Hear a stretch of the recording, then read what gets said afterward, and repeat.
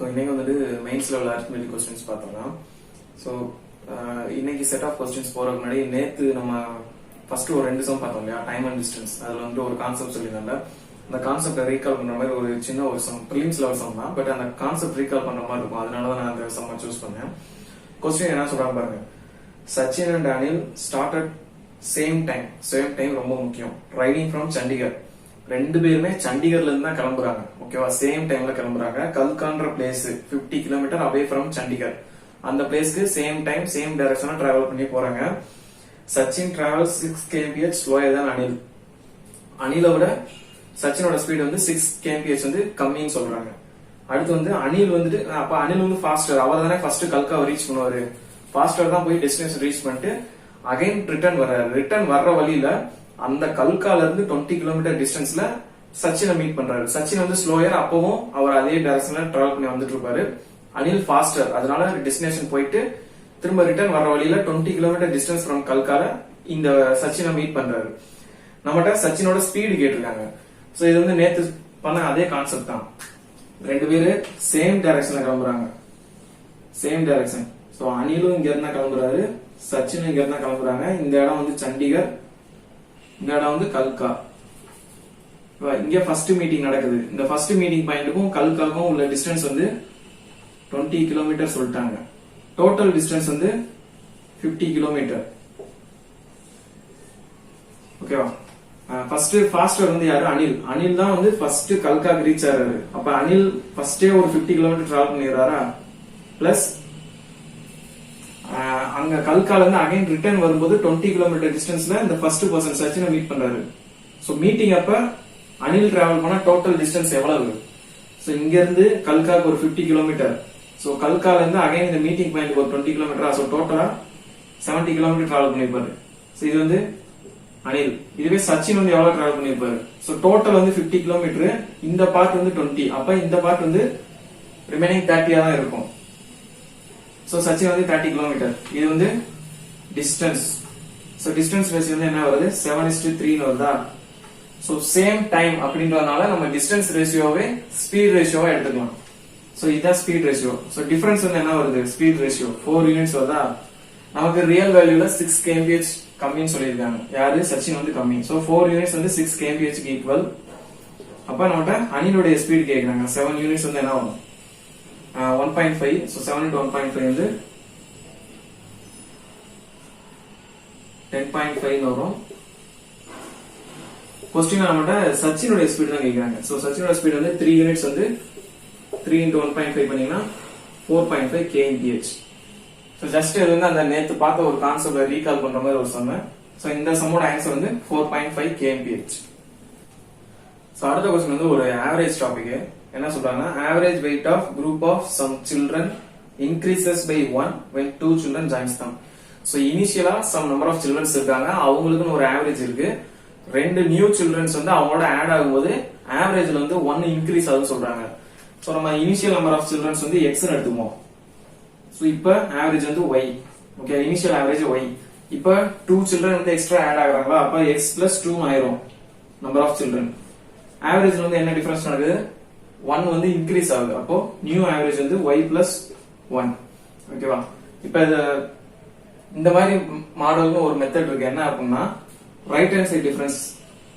இப்ப நம்ம என்ன ஃபைண்ட் அவுட் பண்ணோம் அப்படின்னா இந்த ஆட் ஆன 2 சில்ட்ரன்ஸோட வெயிட் மட்டும் ஃபைண்ட் அவுட் பண்ணணும்.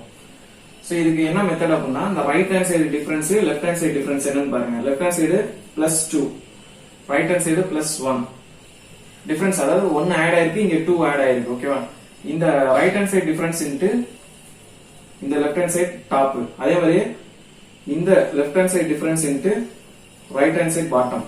இதை மல்டிப்ளை பண்ணி ஆட் பண்ணீங்கனாலே அந்த புதுசா சேர்ந்த 2 சில்ட்ரன்ஸோட ஆவரேஜ் கிடைச்சிடும்.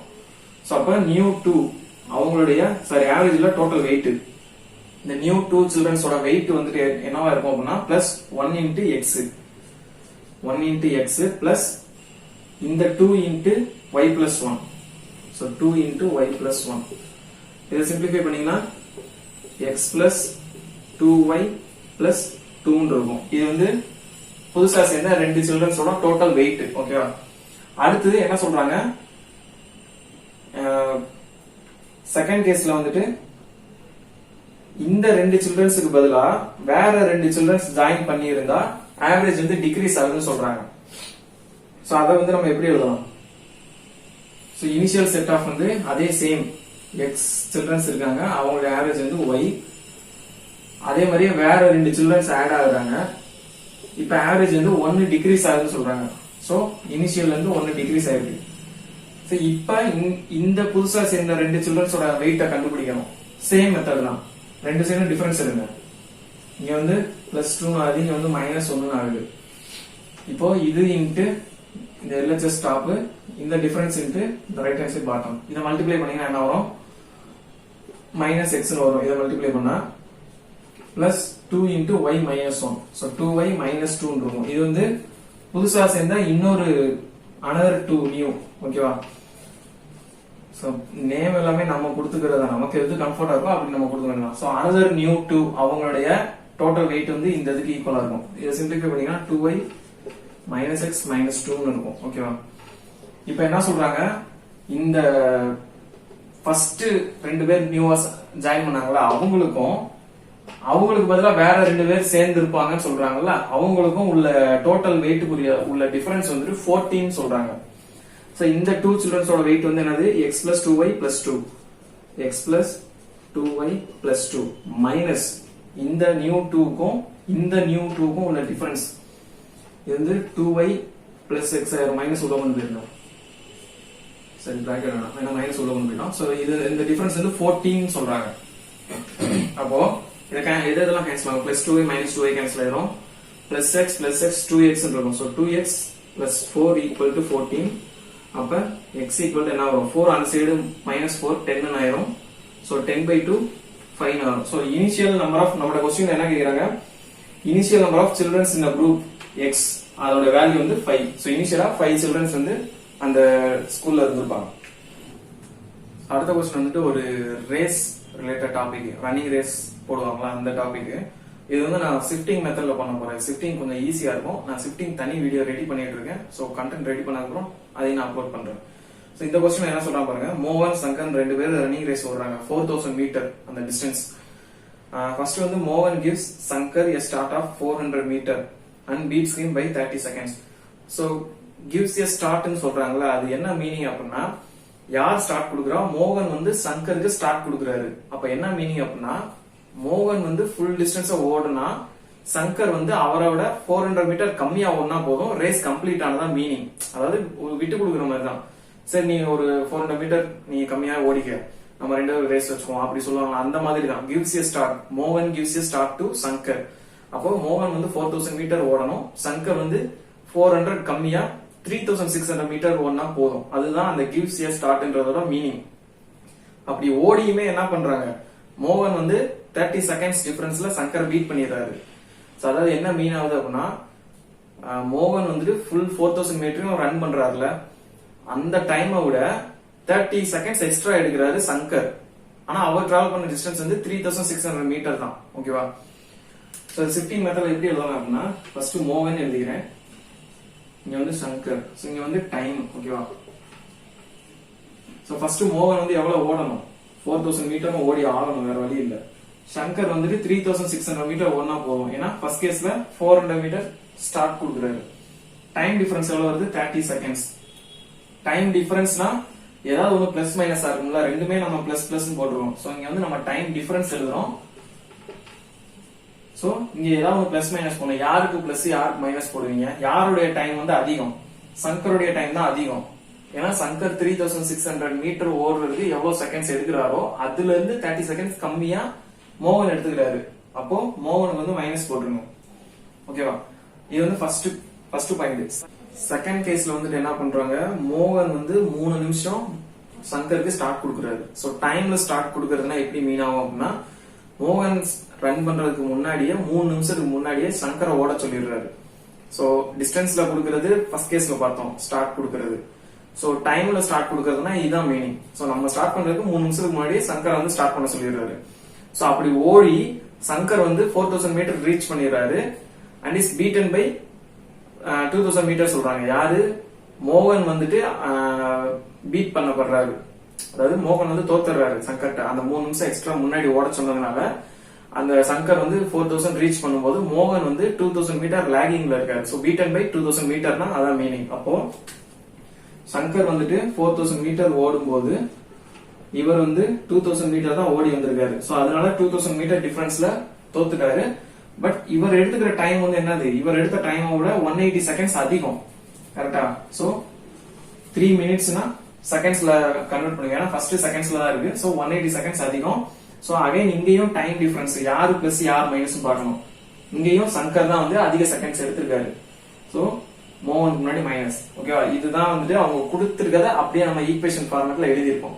இது எப்படி ஷிஃப்டிங் அடுத்து ப்ரொசீட் பண்றது அப்படின்னா, ஃபர்ஸ்ட் 2 ஸ்டெப்புக்கு என்னென்ன சேஞ்சஸ் ஆயிருக்குன்னு பாருங்க. இங்க வந்து என்ன சேஞ்ச் ஆயிருக்கு, 2000 இன்க்ரீஸ் ஆயிருக்கா. சோ பிளஸ் 2000 இன்க்ரீஸ் ஆயிருக்கு. இங்க வந்து என்ன சேஞ்ச் நடந்திருக்கு, பிளஸ் 400 இன்க்ரீஸ் ஆயிருக்கு. டைம்ல வந்துட்டு பிளஸ் 150 இன்க்ரீஸ் ஆயிருக்கு. சோ அடுத்து நீங்க என்ன செய்யணும் அப்படின்னா, தேர்ட் ஸ்டெப்புக்கும் நீங்க இதையே ப்ரொசீட் பண்ணணும். சோ என்ன செய்யணும், 2000 இருந்து இன்னொரு 2000 ஆட் பண்ணணும். ஏன்னா ஃபர்ஸ்டும் 2000 ஆட் ஆச்சா. சோ மைனஸ் 2000 பிளஸ் 2000 என்ன ஆகும், 0 ஆயிடும். சோ மோகன் வந்து 0. அதே மாதிரி இங்க 400 இன்க்ரீஸ் ஆச்சு. அப்ப 4000ல இருந்து 400 இன்க்ரீஸ் பண்ணுங்க. எவ்வளவு ஆகும், 4400. இங்க 180ல இருந்து 150 இன்க்ரீஸ் பண்ணீங்கன்னா 330 செகண்ட்ஸ் வரும். இப்போ மோகனுடைய பார்ட் 0 ஆயிருச்சா, சங்கருடைய டிஸ்டன்ஸ் இருக்கு, அவர் எடுத்துக்கிற டைம் இருக்கு. இதுல இருந்து அவருடைய ஸ்பீட ஃபைண்ட் அவுட் பண்ணிடலாம். சோ நம்ம ஸ்பீட் ஃபைண்ட் அவுட் பண்ணி டோட்டல் ரேஸ கம்ப்ளீட் பண்ண எவ்வளவு டைம் எடுக்கிறாரு அப்படின்றது பதிலா டைரக்டாவே நம்ம ஈக்குவேட் பண்ணிடலாம். ஏன்னா ஸ்பீடு சேம்ன்றதுனால டிஸ்டன்ஸும் டைமும் டைரக்ட் ப்ரொபோஷனலா இருக்கும். சோ 4400 மீட்டருக்கு 330 செகண்ட்ஸ் எடுக்கிறாரு சங்கர். அப்போ நம்மளோட கொஸ்டின்ல 4000 மீட்டரை எவ்வளவு டைம்ல ஓடுவாருன்னு கேக்குறாங்க. சோ 4000 மீட்டருக்கு என்ன வரும், சோ 2 0 கேன்சல் ஆகும். இது 11, இது வந்து 10. சோ 11 யூனிட்ஸ்க்கு 330னா இன்டு 30 ஆயிருக்கா. அப்போ இந்த 10க்கும் இன்டு 30 ஆகி 300 செகண்ட்ஸ் எடுத்துப்பாரு. அப்போ சங்கர் வந்துட்டு இந்த 4000 மீட்டர் ரன்னிங் ரேஸ் ஓடணும் அப்படின்னா 300 செகண்ட்ஸ் எடுத்துக்குவாரு. இது வந்து மினிட்ஸ்ல கன்வெர்ட் பண்ணீங்கன்னா 5 மினிட்ஸ் வரும். ஓகேவா? சரி, ரைட். இப்ப சங்கருடைய டைம் கண்டுபிடிச்சாச்சு. அவர் வந்து அந்த ரேஸா 5 மினிட்ஸ்ல கம்ப்ளீட் பண்ணுவாரு யூஸ்வலா. இப்ப நம்ம அதே மாதிரியே மோகனும் அந்த 4000 மீட்டரை எவ்வளவு டைம்ல கம்ப்ளீட் பண்ணுவான்றத ஃபைண்ட் அவுட் பண்ணலாம். ஏன்னா 2 பேருக்குமே கேட்டிருக்காங்க. இப்ப இவர் வந்து 4000 மீட்டரை 5 மினிட்ஸ்ல கிராஸ் பண்றாரு. இதை எடுத்துட்டு வந்து இந்த ஃபர்ஸ்ட் 2 ஸ்டெப் ஏதாவது ஒண்ணுல சப்ஸ்டிட் பண்ணுங்க. ஃபர்ஸ்ட் 2 ஸ்டெப்ல என்ன இருக்கு, சோ இங்க 4000 மீட்டர் இருக்கா. அப்போ இந்த 4000 மீட்டரை 5 மினிட்ஸ்ல 4000 மீட்டர் வந்து 300 செகண்ட்ஸ்ல கம்ப்ளீட் பண்ணுவார். அப்ப இதை ஈக்குவேஷன்ல எழுதினீங்க அப்படின்னா, சோ இங்க வந்து மைனஸ் 200 பை இவருடைய டைம், மோகனுடைய டைம், பிளஸ் இந்த 4000 வந்து எவ்வளவு டைம் எடுத்துக்கிறாரு, 300 ஈக்குவல் டு இது ரெண்டுக்குள்ள டிஃபரன்ஸ் வந்து 180. சோ அப்படியே நம்ம கண்டுபிடிச்ச மோகனுடைய டைமை வந்து இங்க சப்ஸ்டிட் பண்றோம். அவ்வளவுதான். இதுலயும் பண்ணலாம், இதுலயும் பண்ணலாம். நான் 4000 டைரக்டா இருக்கறனால இங்கே நான் சப்ஸ்டிட் பண்ணிடுறேன். சோ இந்த இந்த இந்த டைம் வந்து அந்த சைடு போயிட்டு இங்கிட்டு இருந்துச்சுன்னா t வந்து 2000 டிவைடட் பை 120 ஆகும். அதாவது 2000 மீட்டரை 120 செகண்ட்ல கிராஸ் பண்றாரு மோகன். அப்போ ரேஸ் வந்து 4000 மீட்டரா, அப்படியே டபுள் ஆகுமா. சோ 240 செகண்ட்ஸ் ஆகும். சோ 240 செகண்ட்ஸ் மினிட்ல கன்வெர்ட் பண்ணீங்கன்னா என்ன வரும், 4 மினிட்ஸ் வரும். சோ இண்டிவிஜுவலா அவங்க எடுத்துக்கிற டைம் வந்து மோகன் 4 மினிட்ஸ், சங்கர் வந்து 5 மினிட்ஸ். இதான் கேட்டிருக்காங்க. சோ ஷிஃப்டிங் வந்து இப்படிதான் பண்ணணும். ஃபர்ஸ்ட் 2 செட் வந்து உங்களுக்கு கொஸ்டின்லயே கொடுத்துருப்பாங்க. ரெண்டுத்துக்கும் என்ன சேஞ்ச் நடந்திருக்கு அப்படின்னு பார்த்து அடுத்தடுத்து நீங்க அதே சேஞ்ச வச்சு அடுத்தடுத்த ஸ்டெப்ப நீங்களாவே போடணும். ஒரு இடத்துல யாராவது ஒரு பார்ட் வந்து 0 ஆகும். இங்க வந்து மோகனுக்கு 0 ஆன மாதிரி யாராவது ஒருத்தருடைய பார்ட் வந்து 0 ஆகும். ஷிஃப்டிங் பொறுத்தவரை அதான் எய்ம். யாராவது ஒருத்தர 0 கொண்டு வரணும். 0 கொண்டு வந்தோடனே ரிமைனிங் இருக்க ஒரு பர்சன் அவருடைய டைம் இருக்கும். அதை வச்சு அவருடைய ஸ்பீட் ஃபைண்ட் அவுட் பண்ணிடலாம். சோ இதுதான் ஷிஃப்டிங் மெத்தட். அடுத்த கொஸ்டின் வந்துட்டு ஒரு ப்ராஃபிட் அண்ட் லாஸ் டாபிக். என்ன சொல்றாங்கன்னா, செல்லிங் பிரைஸ் ஆஃப் 3 ஆர்டிகல்ஸ் கொடுத்திருக்காங்க. A, B, C ன்ற 3 ஆர்டிகல்ஸோட செல்லிங் பிரைஸ் ரேஷியோ கொடுத்திருக்காங்க. ரேஷியோ வந்துட்டு A, B, C. ரேஷியோ வந்து 8:9:5. இது வந்து செல்லிங் பிரைஸோட ரேஷியோ. அடுத்த பாயிண்ட் என்ன சொல்றாங்கன்னா, ப்ராஃபிட் பெர்சன்டேஜோட ரேஷியோ, ப்ராஃபிட்டோட ரேஷியோல ரெண்டும் வேற வேற. ப்ராஃபிட் பெர்சன்டேஜா ப்ராஃபிட்டா, ஏன்னா அதை பொறுத்து தான் நம்ம பண்ற மெத்தட் வந்து சேஞ்ச் ஆகும். இங்க வந்து ப்ராஃபிட் பெர்சன்டேஜ் சொல்லியிருக்காங்க. என்ன சொல்லிருக்காங்க பாருங்க, 8:7:14. இது வந்து ப்ராஃபிட் பெர்சன்டேஜோட ரேஷியோ. இங்க வேற என்ன டேட்டாலாம் கொடுத்துருக்காங்க, ஏ உடைய ப்ராஃபிட் பெர்சன்டேஜ் மட்டும் 14.28% சொல்லிருக்காங்க. சோ 14.28% நீங்க ஃபிராக்ஷன்ல எழுதுனீங்கன்னா என்ன பண்ணுவீங்க, 1/7. ஓகேவா? அப்போ இந்த 8x இருக்குல்ல, இதுதானே ஏ உடைய ப்ராஃபிட் பெர்சன்டேஜ். அப்ப இந்த 8x ஓட வேல்யூ வந்து என்னவா இருக்கும், 8 யூனிட்ஸோட வேல்யூ வந்து 1/7 இருக்கு பெர்சன்டேஜ்ல. ஓகேவா? இது வந்து ஏக்கு. அப்போ ஏ உடைய சிபி 1/7 என்ன மீனிங், 7 வந்து சிபியா இருந்தா ப்ராஃபிட் வந்து 1 இருக்கும், அதான மீனிங். அப்ப சிபி ஆஃப் ஏ வந்து என்ன வரும், 7 இருக்கும். எஸ்பி வந்துட்டு சோ இந்த சைடு சிபி எஸ்பி ரேஷியோ எழுதிட்டே வரேன். So CP SP, so CP 7 இருந்தா 1 ப்ராஃபிட், அப்ப 7 + 1 8 இருக்கும் செல்லிங் பிரைஸ். இது வந்து ஏக்கு. அடுத்து பிக்கு வந்து ஃபைண்ட் அவுட் பண்ணுங்க. சோ பிக்கு வந்து ப்ராஃபிட் பெர்சன்டேஜ் வந்து 7 யூனிட்ஸ். சோ 8 யூனிட்ஸ் வந்து 1/7. அப்போ 7 யூனிட்ஸ் என்ன வரும், சோ அப்படியே இன்டர்சேஞ்ச் ஆகுதா, 7 இங்கிட்டு வந்து 8 இங்கிட்டு போயிடும். சோ 7 யூனிட்ஸ் வந்து 1/8. அப்போ பி யோட சிபி வந்து 8 இருந்தா செல்லிங் பிரைஸ் வந்து ப்ராஃபிட் 1 ஆட் ஆகி 9 இருக்கும். ஓகேவா? அடுத்து வந்து சிக்கு வந்து 14 யூனிட்ஸ். சோ 14 யூனிட்ஸ் சொல்றப்ப அப்படியே 7 இன்டு டபுள் ஆகுதா, அப்ப இந்த சைடும் இன்டு 2 பண்ணணும். 1/8 இன்டு 2 பண்ணீங்கன்னா 2ம் 8ம் கேன்சல் ஆகி 1/4 வரும். அப்போ 14 யூனிட்ஸ் வந்து 1/4. அப்ப சிபி வந்து 5 சாரி சிபி 4 இருந்தா செல்லிங் பிரைஸ் வந்து ப்ராஃபிட் 1 ஆட் ஆகி 5 இருக்கும். ஓகேவா? இப்போ இந்த செல்லிங் பிரைஸ் ஃபுல்லா பாருங்க 8:985. சோ நமக்கு क्वेश्चनல கொடுத்திருக்கதும் 895. சோ ரெண்டும் சேமா தான் இருக்கு. சப்போஸ் அப்படி சேமா இல்ல அப்படின்னா இதையும் நீங்க ஃபர்ஸ்ட் ஈக்குவேட் பண்ணிடணும். ஈக்குவேட் பண்ணிட்டு தான் நீங்க டோட்டல் எஸ்பி எடுக்கணும், டோட்டல் சிபி எடுக்கணும். பட் இந்த கேஸ பொறுத்த வரைக்கும் 895 நமக்கு கிடைச்ச எஸ்பியும் அவங்க கொடுத்திருக்க செல்லிங் பிரைஸ் ரேஷியோவும் சேமா தான் இருக்கு. அப்போ இந்த சிபியும் நம்ம அப்படியே டைரக்டாவே எடுத்துக்கலாம். அப்ப டோட்டல் சிபி வந்து என்ன வரும், 7 + 8 + 4 19 வருமா. டோட்டல் செல்லிங் பிரைஸ் வந்து என்ன வரும், 8 + 9 + 5 22. அப்ப நம்மகிட்ட ஓவரால் ப்ராஃபிட் பெர்சன்டேஜ் கேக்குறாங்க. செல்லிங் பிரைஸ் 22, சிபி 19, ப்ராஃபிட் வந்து எவ்வளவு 3. ப்ராஃபிட் பெர்சன்டேஜ் வந்து நமக்கு என்ன வரும், ப்ராஃபிட் பெர்சன்டேஜ் வந்து profit divided by CP. CP வந்து 9. சோ பெர்சன்டேஜ் வேணும் இன்டு 100 பண்ணீங்கன்னா சோ 300/19 எவ்வளவு டைம்ஸ் போகும். சோ ஃபர்ஸ்ட் 30 ல 1 டைம்ஸா, அடுத்து 110, 110 ல 5 டைம்ஸ் போகுமா.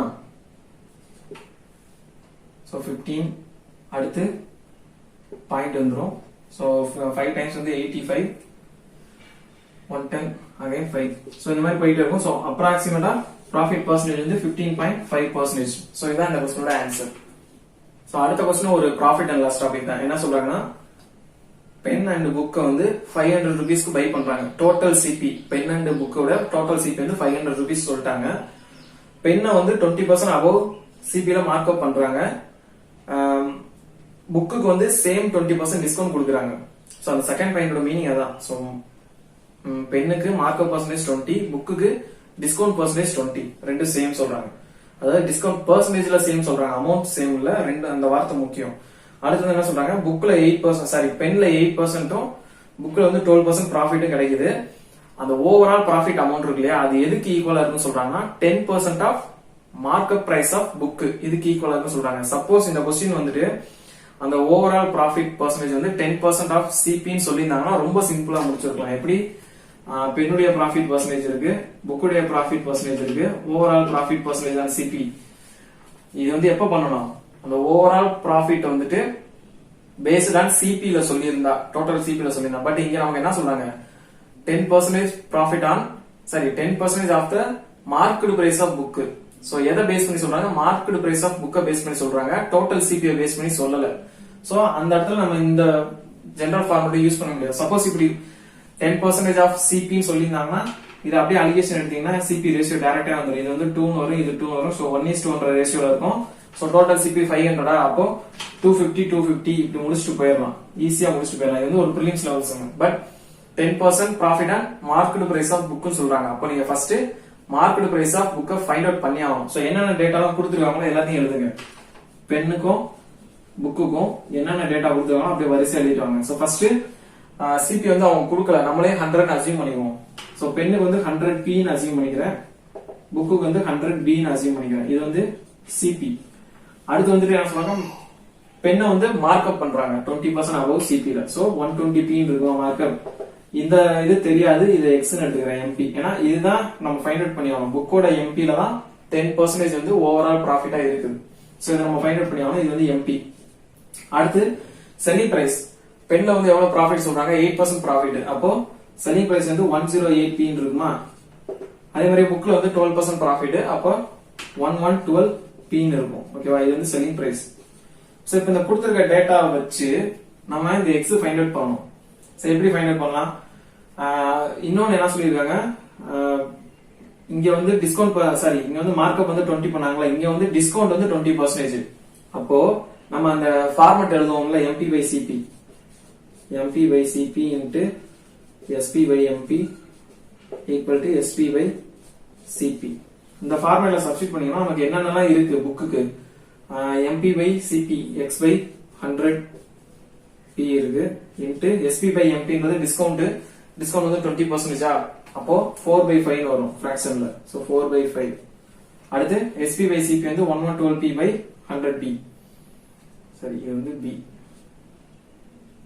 சோ 1112 B பை என்ன வரும் 100 P. சோ இது கேன்சல் ஆயிருமா. சோ இங்க 4 வந்து 28 டைம்ஸ் இருக்கும். சோ 5 into 28 வந்து 140 B இருக்கும். சோ புக்குடைய மார்க்அப் பிரைஸ் கிடைச்சிருச்சு. இந்த எக்ஸோட வேல்யூ வந்து என்ன கிடைச்சிருச்சு, 140 B கிடைச்சிருச்சு. சோ இந்த மார்க்அப் பிரைஸ் கண்டுபிடிக்க நிறைய ஃபார்மேட் இருக்குது. எப்படி வேணா சப்ஸ்டிட் பண்ணலாம். என்ன 1112 வந்துட்டு 20% டிஸ்கவுண்ட் சொல்றாங்களா, அப்ப remaining selling price markup price 5 இருந்தா செல்லிங் பிரைஸ் 4 இருக்கும். அந்த 4 ஓட வேல்யூ தான் இந்த 1112. அப்ப MP 5 யூனிட்ஸ் என்னவா இருக்கும், 140 இருக்கும். சோ இப்படியும் ஃபைண்ட் அவுட் பண்ணலாம். ஜஸ்ட் நான் உங்களுக்கு வந்து அந்த ஃபார்மட் மைண்ட்ல நிக்கணும்ன்றதுக்காக தான் நான் இந்த மெத்தட்ல சால்வ் பண்றேன். இப்போ மார்க்கெட் பிரைஸ் ஆஃப் புக் வந்து ஃபைண்ட் அவுட் பண்ணியாச்சு. அடுத்து நம்ம எங்க போகணும், ஸ்ட்ரைட்டா லாஸ்ட் பாயிண்ட். ஓவரால் ப்ராஃபிட் வந்துட்டு 10% ஆஃப் இந்த மார்க்கெட் பிரைஸ்க்கு ஈக்குவல் சொல்றாங்க. ஓவரால் ப்ராஃபிட் என்ன வரும், புக்ல ஒரு 8%. சோ 8P பிளஸ் இதுல ஒரு 12B, 12% ப்ராஃபிட். இது வந்து எதுக்கு ஈக்குவலா இருக்குன்னு சொன்னாங்க, 10% ஆஃப் இந்த 140B. 140ல 10% என்ன வரும், 14 வருமா. So 14B. இப்போ அந்த B அந்த சைடு கொண்டு போயிட்டீங்கன்னா 8P ஈக்குவல் டு 2B இருக்கும். So pen is to book CP ratio வந்து என்ன வரும், 1:4 வரும். சோ டோட்டல் வந்து 5 யூனிட்ஸ் வந்து 500 க்கு equal. Total sum of CP இனிஷியலா கொடுத்திருக்காங்க. அப்போ பென் வந்து 100 ரூபீஸ் இருக்கும், புக் வந்து 400 ரூபீஸ் இருக்கும். சோ இதுதான் வந்து பென் அண்ட் புக்கோட சிபி. சோ அடுத்த क्वेश्चन வந்துட்டு ஒரு mixture and alligation topic. Profit and loss இதுல இன்வால்வ் ஆகும். என்ன சொல்றாங்க பாருங்க, shopkeeper has 2 types of wheat, type A and type B. Type A ஓட சிபி 10 இருக்கும், டைப் B ஓட சிபி 1 இருக்கும். So 10 times of type B ஓட சிபி ஈக்குவல் சொல்றாங்க டைப் A வந்துட்டு. சோ சிபி ரேஷியோ வந்து 10:1.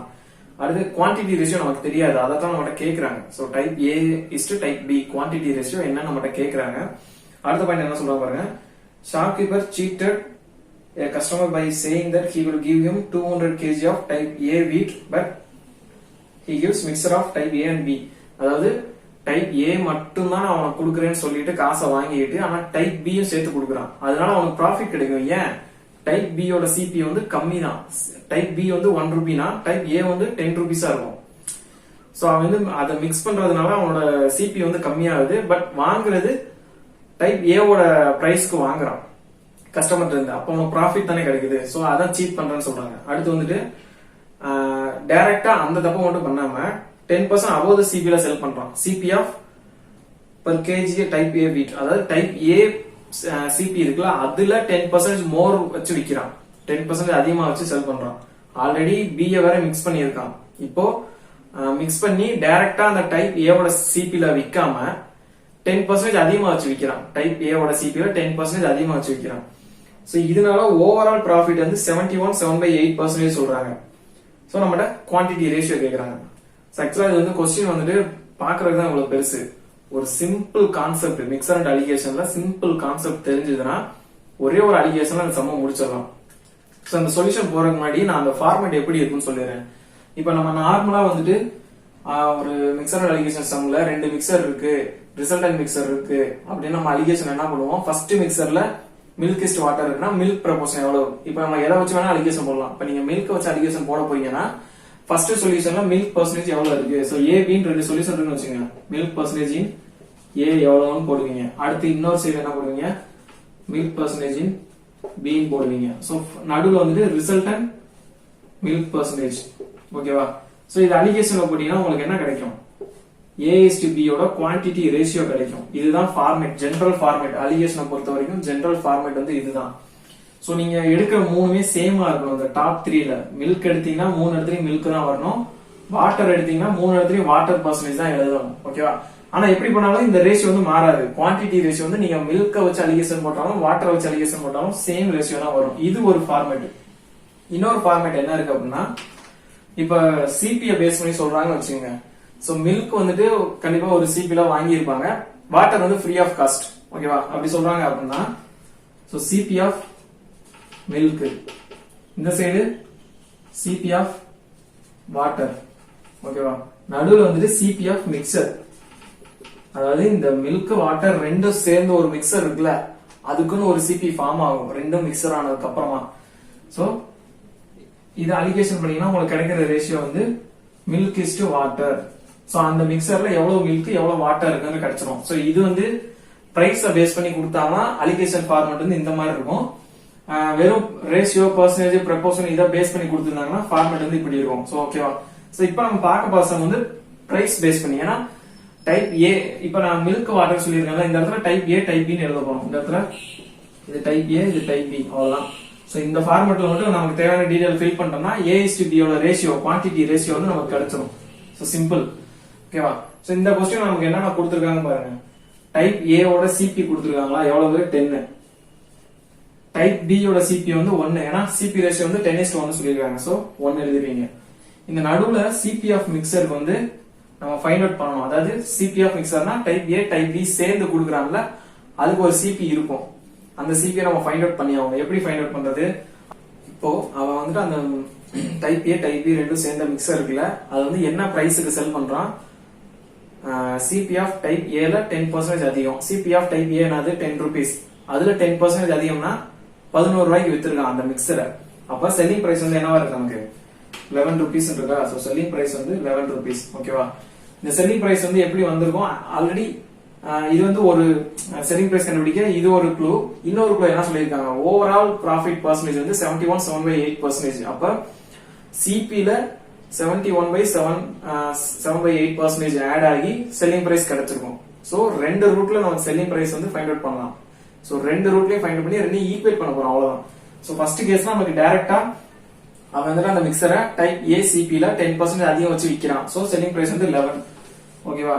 அடுத்து இன்னொரு பாயிண்ட் என்ன சொல்றாங்க, சிபி ஆஃப் மிக்சர்ல அந்த ஓவரால் ப்ராஃபிட் பர்சன்டேஜ் 71.7/8 இருக்குல்ல, ஃபர்ஸ்ட் அது வந்து ஃபிராக்ஷன்ல மாத்திருங்க. 71.7/8 இத ஃபிராக்ஷன்ல மாத்தினா 575/800 வரும். அகைன் 23/32 இருக்கும். 25 கேன்சல் பண்ணா அப்போ சிபி வந்து 32 இருந்தா ப்ராஃபிட் வந்து 23 இருக்கும். அப்ப எஸ்பி பை சிபி வந்து என்னவா இருக்கும்,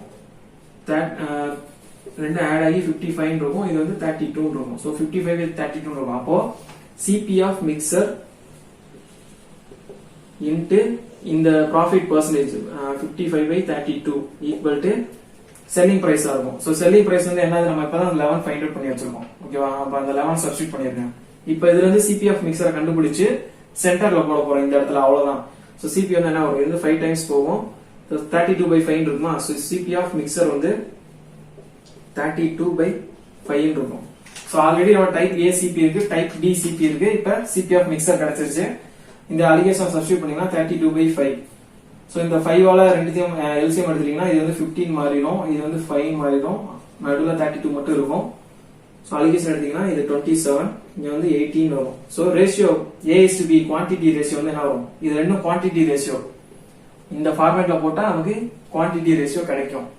சோ இங்க குவான்டிட்டி ரேஷியோ 3:2 வருதா. क्वेश्चनல நமக்கு வந்து என்ன கேக்குறாங்க, B/A கேக்குறாங்க. சோ B/A னா 2:3 வரும். சோ இதுதான் வந்து குவான்டிட்டி ரேஷியோ. சோ சிபி கொடுத்தா நம்ம இப்படி தான் ஃபைண்ட் அவுட் பண்ணணும். சிபி ஆஃப் ஒரு டைப் ஏ இருக்கும், சிபி ஆஃப் பி இருக்கும், சிபி ஆஃப் மிக்சர் இருக்கும். அது ரெண்டுத்துக்கு அலிகேஷன் பண்ணோம்னா குவான்டிட்டி ஆஃப் அந்த ஏபி அந்த ரேஷியோ கிடைச்சிரும். சோ இந்த ரெண்டு ஃபார்மேட் குழப்பிக்காதீங்க. இது வந்து பெர்சன்டேஜோ இல்ல ரேஷியோலயோ கொடுத்திருந்தா இந்த மாதிரி சால்வ் பண்ணுவோம். சோ இது வந்துட்டு பிரைஸ்ல கொடுத்திருந்தா மில்கோட பிரைஸோ இல்ல ஏதோ டைப் டீசல் பிரைஸ் இந்த மாதிரி பிரைஸ் பேஸ்ட் சொல்லியிருந்தாங்கன்னா இந்த ஃபார்மேட். சோ இந்த ரெண்டு ஃபார்மேட்டையும் நல்லா பார்த்து வச்சுக்கோங்க.